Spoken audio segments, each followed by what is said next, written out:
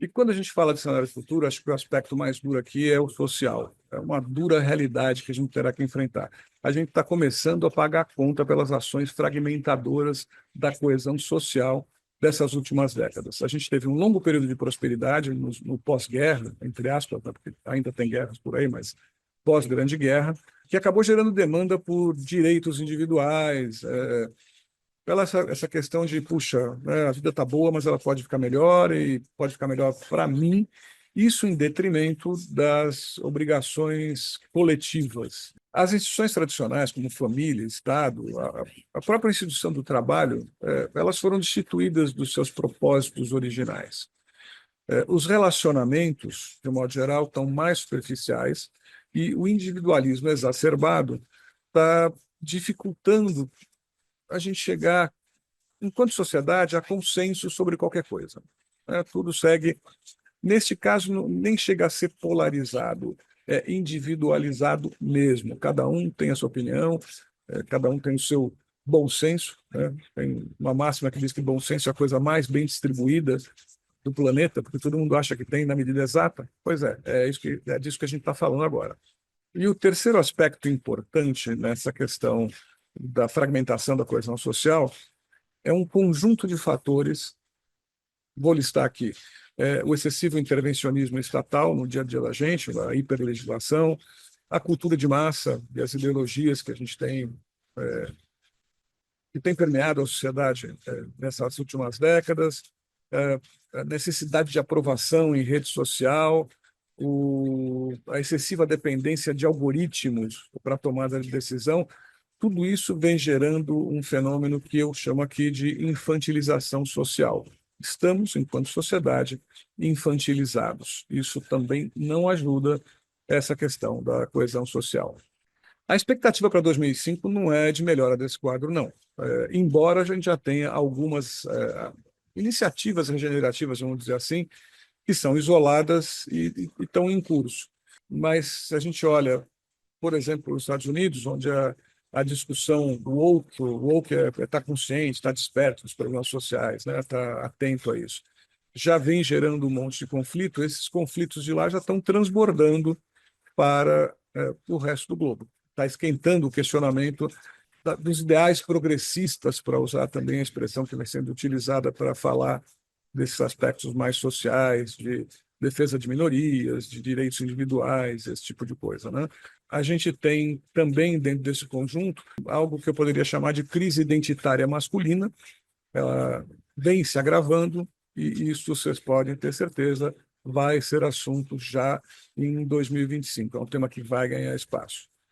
E, por último, nesse contexto, quando você tem fragmentação da coesão social, você tem problemas de segurança, e a segurança pública deve ser uma das maiores preocupações em 2025, seguida de perto dos habituais saúde e educação. Né? São os três temas macro sociais que vão estar presentes.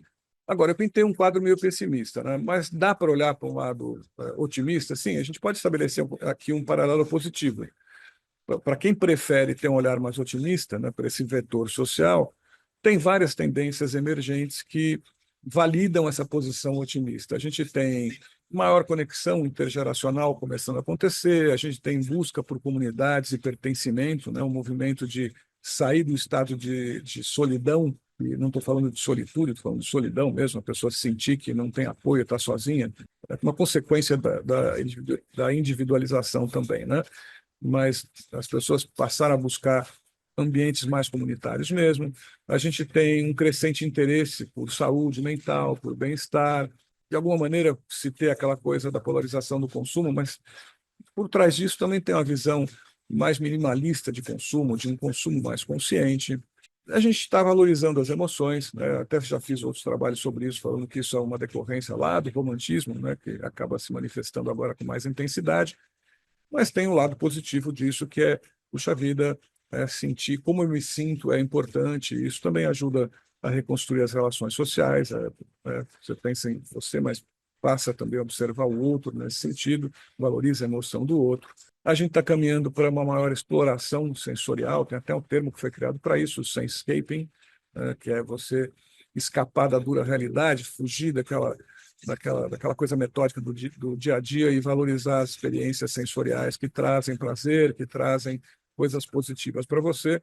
E veja bem, isso é uma questão muito relevante. As pessoas que têm prazer, elas costumam ser mais generosas, ser mais atenta aos outros também. A pessoa que está constantemente sob tensão, ansiedade, sofrendo, ela tende a ser menos generosa e estabelecer relações de pior qualidade com a sociedade.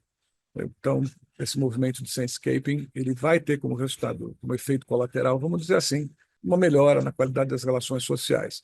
A gente tem os novos modelos de trabalho, como a gente comentou, que mal ou bem, apesar de toda a discussão, eles estão se expandindo, estão ganhando corpo, chegaram para ficar, e tem a questão da busca do aprendizado, né, do upskilling, do reskilling, que também é um movimento bastante positivo, de um modo geral.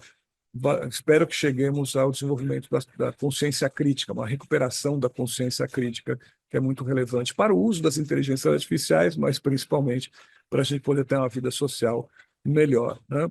E a gente tem também uma intensificação do discurso individual sustentável, né? Que é uma movimentação de cobrar dos governos e das empresas a sustentabilidade, a preocupação com a ecologia, tal, mas olhar para si e dizer o que eu estou fazendo, eu, no meu espaço, naquilo que eu posso, aquilo que eu tomo conta, o que eu estou fazendo para ajudar? Eu estou reciclando, eu estou consumindo menos, eu estou usando o transporte urbano, isso também está mais presente aí. Então, o que eu podia dizer é o seguinte, é que, do ponto de vista positivo, apesar de tudo, daquele quadro mais pesado que eu tracei anteriormente, as sementes de motivação regenerativas, né, as sementes da ideia de que a gente precisa consertar isso que está difícil na sociedade, elas já estão presentes.